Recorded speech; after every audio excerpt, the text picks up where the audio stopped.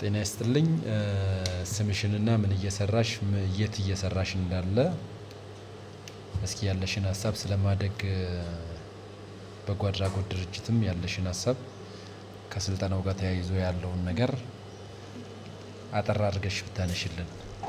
ከስምን ጀምርና። ስሜ ስፋኒ ሀብተ ሚካኤል ይባላል።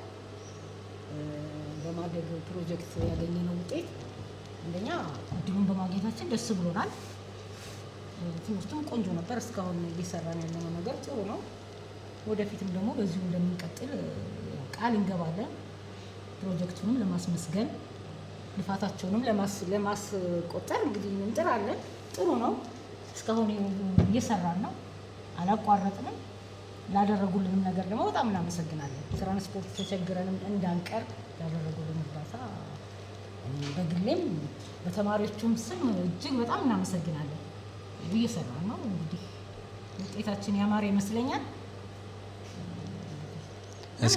እስኪ ሶፋኒት አንቺ የዚህ ቡድን አንዷ ተወካይ ነሽና እየሰለጠናችሁ ያላችሁት ስልጠና ከዚህ ወጣችሁ እንጀራ እንድትበሉ የሚያረጋችሁ ነው ብለሽ ታስቢያለሽ? በተጨማሪ ልጆቹ ሲያገኙት ስልጠና ብቁ ሆነዋል ወይም ደግሞ እንጀራ የሚያበላቸው እውቀት አግኝተዋል ብለሽ ታስቢያለሽ?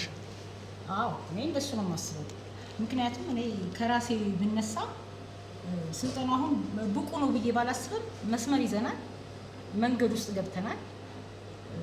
ያው ደክሞ ቤት ውስጥ የተቀመጥንበት ሞራሉ ተነቃቅቶ ጥሩ ነው። አሁን ይሄ እኔ በግሌ ብወጣ በዲዛይን እንኳን ባልሰራ የተለያዩ ነገሮችን ጠጋሚ ጅንስ ቆርጦ ቢዝነስ ለማግኘት ነው። በእንደዚህ አይነት ስራ ብሰራ እንደሚያዋጣኝ አውቃለሁ አሁን በተማርኩት።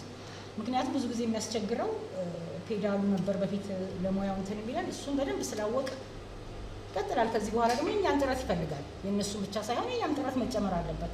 ለማወቅ የበለጠ ለመሻሻል በስራው እንጀራ ለመብላት የእነሱን ብቻ አይደለም የእኛንም ጥረት ይጠይቃል በተማርነው መሰረት።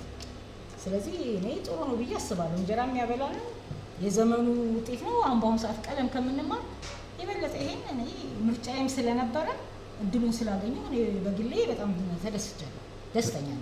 እስኪ ከተማ ውስጥ ላሉ እንደናንተ አይነት ላሉ ሴት እህቶቻችን ለወጣቶች ያለሽ መልእክት እና ለማደግ ያለሽን ነገር። ያለኝ መልእክት የማደግ ፕሮጀክት እንትኑ ደስ ብሎኛል። ምክንያቱም የሀገራቸውን ሰዎች የሀገራቸውን ሴት ልጆች ወድቀው እንዳይቀሩ አንዳንድ ችግር ያለባቸው ቤት እንዳይውሉ ይሄን በማሰባቸው እጅግ በጣም ደስተኛ ነኝ። ያን እነሱ በማሰባቸው ነው እኔ አጋጣሚ ይሄን እድል ያገኘሁት። ስለዚህ ሌሎችም ሴቶች እህቶቻችን በእንደዚህ አይነት እንትን ቢታቀፉ ያው የእኛን ጥረት ይጠይቃል ብያለሁ። መጀመሪያ የእኛን ጥረት የእኛን ፍላጎት ይጠይቃል።